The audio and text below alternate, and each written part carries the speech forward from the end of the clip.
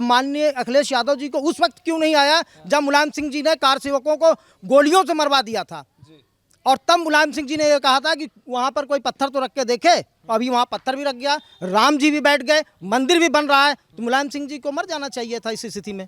कोई यादव पैदा होता है उसका रोजगार रिजर्व हो जाता है, ये उन्होंने किया है। इसके लिए वो अगर कहते हैं वो अंडरस्टूड चीज़ें हैं। आप जो है उनके रोजगार के बारे में सोचिए। उनके वहाँ जब आज बेटी पैदा होती है, उसका पहला बर्थडे जब मनता है तो लोग जाते हैं कि बोले क्या रे विधायिका जी आ गई, पैदा हो गई, कहीं है एक नए विधायक पैदा हो गए, एक नए सांसद पैदा हो गए। पैदा होते ही विधायक सांसद उनकी सीट पक्की है। मुलायम सिंह जी को ये याद रखना चाहिए कि उनका गुरु ठाकुर तहसीलदार सिंह जी थे, जो कि डकैतों के प्रमुख हुआ करते थे। ये बात अखिलेश यादव जी को भी याद रखना चाहिए कि उनके पिताजी शिक्षक कम डकैत ज्यादा थे। क्या बात कर रहे हैं? बिल्कुल, मैं प्रूव कर सकता हूँ।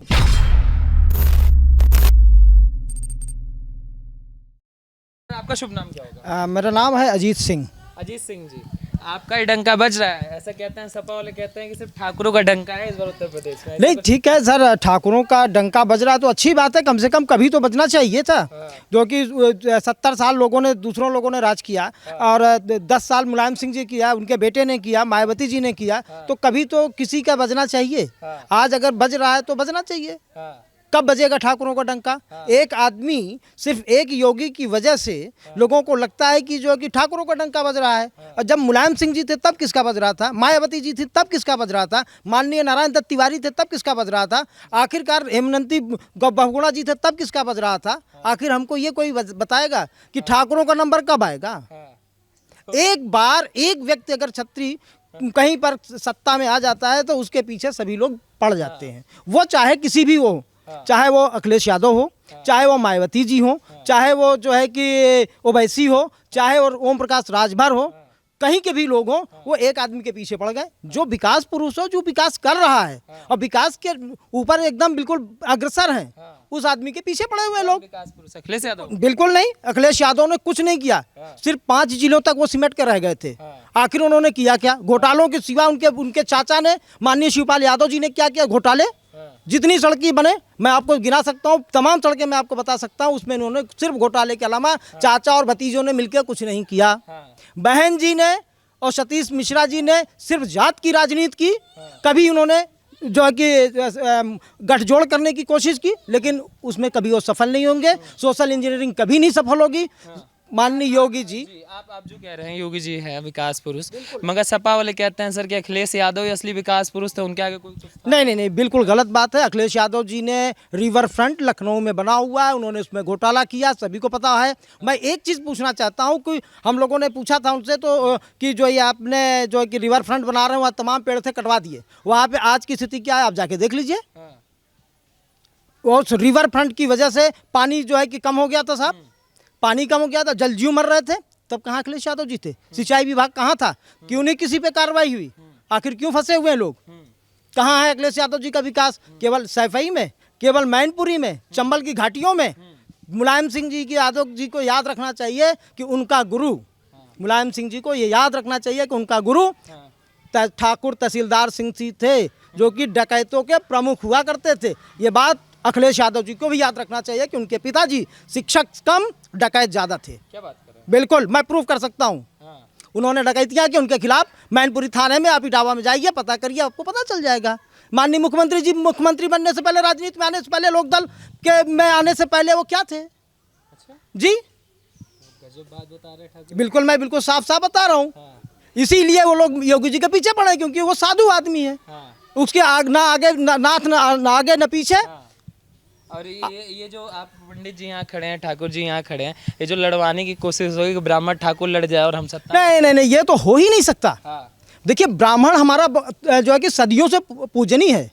ठाकुर आदमी तो हमेशा ब्राह्मण समाज का पूजा करता रहा है और हमारे वो पूजनीय है, पूजनीय रहेंगे। हम देखिए, ब्राह्मण समाज को हम हमेशा पैर छूते रहे हैं और हमने हमेशा पूजा है उनको। सबसे अग्र हमारे पूजनीय है वो। तो ब्राह्मण और क्षत्रियों को कोई नहीं लड़ा पाएगा, वो अखिलेश यादव जी हो, चाहे बहन मायावती जी हो, चाहे ओम प्रकाश राजभर जी आ जाए, चाहे ओवैसी आ जाए। ओवैसी जैसे पता नहीं कितने आए और इस उत्तर प्रदेश से चले गए, सत्यानाश हो गया, उनका कुछ नहीं होना है। सर ये जो आप बोल रहे हैं ये सारी चीज़ें आपके ठीक है, चलिए ठीक है, मगर जिस राजनीति से भाजपा ने तैयारी की थी अयोध्या से, अब उसी अयोध्या से ओंकार बीएसपी प्रमुख भी भर रही हैं, सुनने में आ रहा है अखिलेश यादव भी भरेंगे और ब्राह्मणों का ख्याल भी किया जा रहा है, तो आपको नहीं लग रहा कहीं कहीं योगी जी को टारगेट करके गिरा ही देंगे? नहीं, देखिए, योगी जी को तो हर आदमी टारगेट करेगा क्योंकि वो सत्ता में है, और जाहिर सी बात है जो सत्ता में उसका टारगेट किया जाता है। हर आदमी अपने हिसाब से चुनाव लड़ता है, टारगेट करता है। रही बात अयोध्या की याद मुलायम सिंह जी, माननीय अखिलेश यादव जी को उस वक्त क्यों नहीं आया जब मुलायम सिंह जी ने कार सेवकों को गोलियों से मरवा दिया था, और तब मुलायम सिंह जी ने ये कहा था कि वहाँ पर कोई पत्थर तो रख के देखे, अभी वहाँ पत्थर भी रख गया, राम जी भी बैठ गए, मंदिर भी बन रहा है, तो मुलायम सिंह जी को मर जाना चाहिए था इस स्थिति में, क्योंकि उन्होंने कल्याण सिंह जी को जब अपने साथ मिलाया था, वो कहा था कि अगर वहाँ राम मंदिर बनेगा तो मैं राजनीति छोड़ दूंगा। ये बात कही थी। मैं फिर आज की तारीख में मैं फिर कहना चाहता हूँ, मुलायम सिंह जी ने कहा था, लेकिन उन्होंने अभी तक राजनीति नहीं छोड़ी। अभी भी याद दिलाइए उनको। मैं दिला रहा हूँ मुलायम सिंह जी को, छोड़ देना चाहिए उनको, राजनीति छोड़ देना चाहिए। अपने बेटे से भी कहना चाहिए घर में बैठे जाके, उनको यहाँ पे नहीं होना चाहिए। आते हैं सर आपके पास, प्रियंका गांधी भी एंट्री ले चुकी हैं, सुना आ रहा है कि यूपी उनके लिए लॉन्चिंग पैड बनेगा, तो क्या लगता है प्रियंका गांधी होंगी?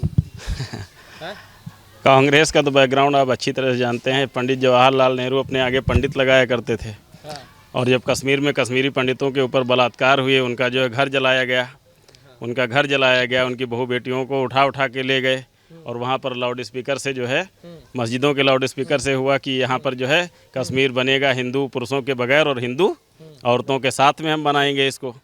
उस समय वहाँ कोई एक्शन नहीं ले पाए, तो आए यूपी में लॉन्चिंग पैड, लॉन्चिंग ये पोखरण थोड़ी है, यहाँ से मिसाइल लॉन्च होगी, अंतरिक्ष में जाएगी, सैटेलाइट लॉन्च करेंगे। नाम क्या होगा सर? आदेश वाजपेयी मेरा नाम है। वाजपेयी जी, ये जो स्थिति बनी हुई है, चलिए प्रियंका गांधी को मान लेते हैं, आपने कहा, मगर कांग्रेस कह रही है कि कोरोना में योगी जी एकदम विफल रहे थे, प्रियंका गांधी बसें लेके पहुंची थी, प्रियंका, हाँ लॉन्चिंग पैड मतलब अब लॉन्च कर रहे हैं, वो कौन सा जो है वो सैटेलाइट है, वो लॉन्च करेंगे भाई। वो तो एक राजनीतिक परिवार से आज तक वो अपना नहीं बना पाए, ना राहुल गांधी कुछ बना पाए। देखिए अभी तक वो नेता ही नहीं बन पाए। ठीक है, अगर वो काम कर रहे होते, उनका पैसा भी है, धन बल भी है, सब कुछ है, अगर उनको नेता बनना होता, आते ज़मीन पे ग्राउंड पे काम करते तो। यूपी के आम पसंद नहीं है ना उनको, आंध्रा के पसंद नहीं, उनको कुछ नहीं पसंद है, उनको सिर्फ पसंद है कि जब चुनाव आएगा तो साड़ी पहन के और फिर आके लॉन्च हो जाएंगे, या पैरासूट से उतरेंगे और फिर वो लॉन्च हो जाएंगे, और लॉन्च होकर फिर यहाँ पे कोई विस्फोट तो कर नहीं पाए आज तक। अच्छा वाजपेयी जी, आप यूथ हैं, मैंने सर से भी सवाल पूछा है, ये जो रोजगार वाला मुद्दा चल रहा है, महंगाई वाला मुद्दा चल रहा है, इसको आप लोग देख रहे हैं कि इग्नोर मार रहे हैं? सीधा योगी योगी बस? नहीं, महंगाई किसने बढ़ाई? महंगाई, पेट्रोल पे महंगाई आप बात करते हैं।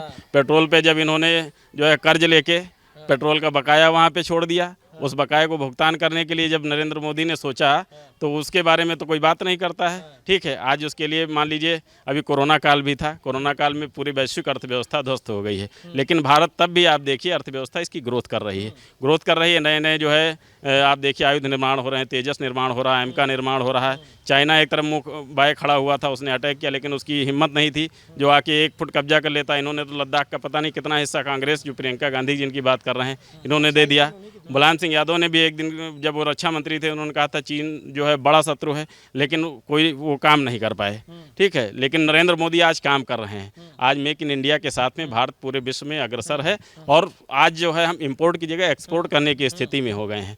तो बताइए, अब इन सारी चीज़ों के साथ में अगर थोड़ी बहुत महंगाई बढ़ती है तो हम उसको झेलने के लिए पूरी तरीके से तैयार हैं, और ये हमारे देश की प्रगति और हमारे आने वाली जनरेशन है, अगर उसके भविष्य के लिए अच्छा है तो हम ये इतना बर्डन ले लें। कोई वाले कहते थे सर हम बहुत रोजगार देते थे, कई तो ये भी कह देते हैं मजाक मजाक में कि सैफई में जो समारोह होता था उसमें भी बहुत लोगों को रोजगार मिला। रोजगार, उन्होंने बहुत रोजगार दिया, अपने पूरे परिवार को रोजगार दिया उन्होंने, और उनके यहाँ जब भी कोई बच्चा पैदा होता है उसके रोजगार की पहली व्यवस्था हो जाती है। इटावा में भी सैफई में कोई यादव पैदा होता है उसका रोजगार रिजर्व हो जाता है, ये उन्होंने किया है। इसके लिए वो अगर कहते हैं वो अंडरस्टूड चीज़ें हैं, आप जो है उनके रोजगार के बारे में सोचिए। उनके वहाँ जब आज बेटी पैदा होती है, उसका पहला बर्थडे जब मनता है तो लोग जाते हैं गिफ्ट लेके, अरे विधायिका जी आ गई, पैदा हो गई, है एक नए विधायक पैदा हो गए, एक नए सांसद पैदा हो गए। पैदा होते ही विधायक सांसद, उनकी सीट पक्की है, 18 पूरा होने दीजिए, वो सांसद होना ही है उनको। नहीं होगा राज्यसभा से होगा, कहीं से होगा, कुछ होगा।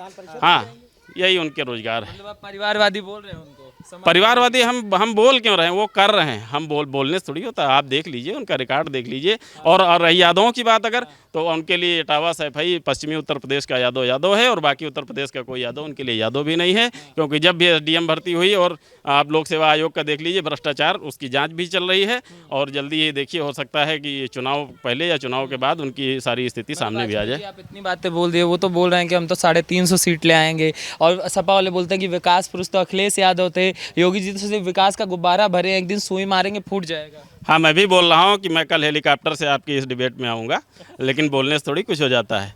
मैं क्या हूँ ये आप जान रहे हैं। मैं आज जो है 300 रुपये का जूता पहन के चल रहा हूँ। मैं कल कहूँ कि नहीं, मैं जो है 75,000 के जूते पहन के कल आऊँगा, तो आप शुक्ला जी आप भी जान रहे हैं कि क्या असलियत है क्या नहीं। 350 हर कोई बोलेगा, जितनी पार्टियाँ सब बोलेंगी 350 हम सीट लाएंगे।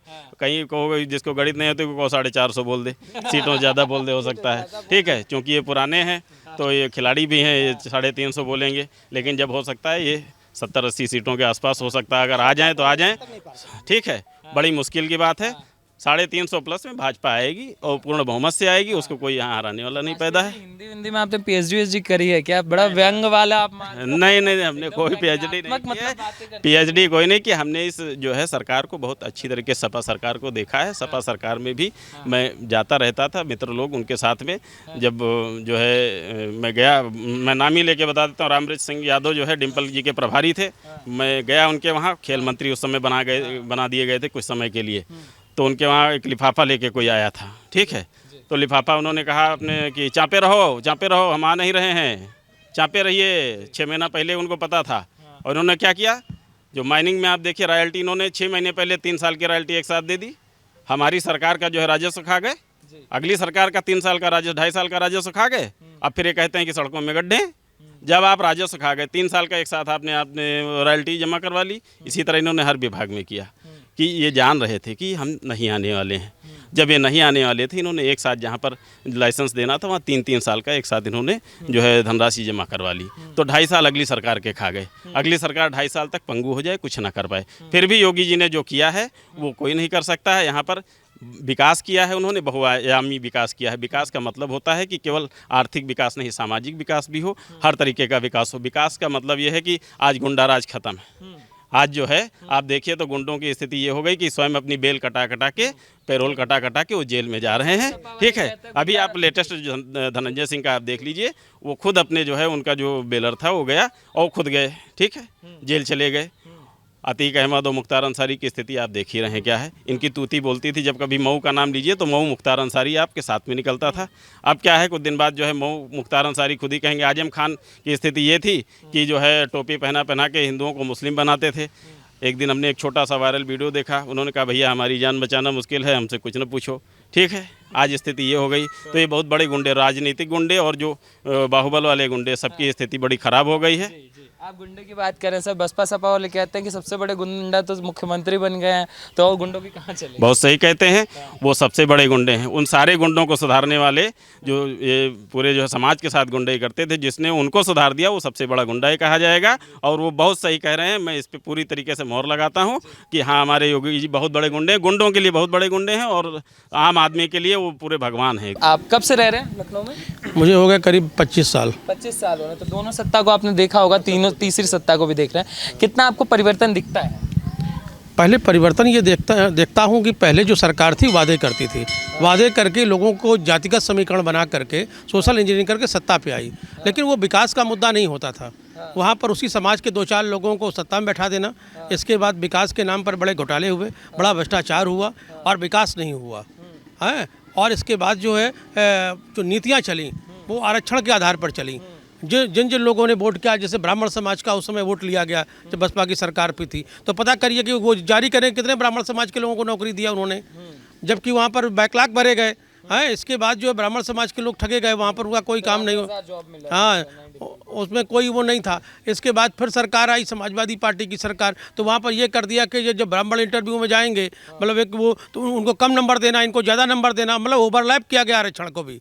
तो ये जो काम थे, और विकास के नाम पर एक चिन्हित जगहों पर विकास किया जाता था, जिन लोगों ने उनके जो उनके अपने जुड़े हुए लोग थे उनसे, तो विकास को एक निर्धारित तरीके से सब पर तक नहीं पहुंचाया गया, या जॉब को जो सर्विसेज थे वो सबको एक निश्चित तौर पर नहीं पहुंचाया गया, उनमें भी भेदभाव किया गया। अच्छा, लोग हमको बताते हैं सर कि मतलब 5 जिलों में ही विकास रह गया था, सिर्फ 5 जिले विकसित होते थे, सैफई, मैनपुरी, इटावा, ऐसा कुछ था क्या? नहीं, चूंकि उनका मूल डिस्ट्रिक्ट था और आदमी जहाँ बुनियाद जहाँ खड़ी होती है उसको डेवलप ज़्यादा करता है, लोगों की सोच होती है। लेकिन मैं मानता हूँ कि वो मुख्यमंत्री बेहतर होता है कि पहले प्रदेश का विकास करे, फिर जहाँ से आता है उसका विकास करे। वो कह रहे हैं कि 350 सीटों की बात हो रही है सर सपा की तरफ से, उनका कहना है इस बार 350 आएंगे और जो विकास का गुब्बारा भरा था योगी जी ने वो फूट गया है। देखिए, ऐसा है, सभी पार्टियां 2022 में जनता की अदालत में जाएंगी और जनता निर्णायक है। कोई कहता है मैं 300 जीतूंगा, कोई 400 जीतूंगा, तो ये अपने अपने दावे हैं, लेकिन जनता की अदालत में वास्तविकता आ जाएगी। जब चुनाव होगा, जिस दिन चुनाव डिक्लेयर हो जाएगा, उस दिन वास्तविकता सामने आएगी, किसको कितना वोट मिला और कौन सत्ता बना रहा है।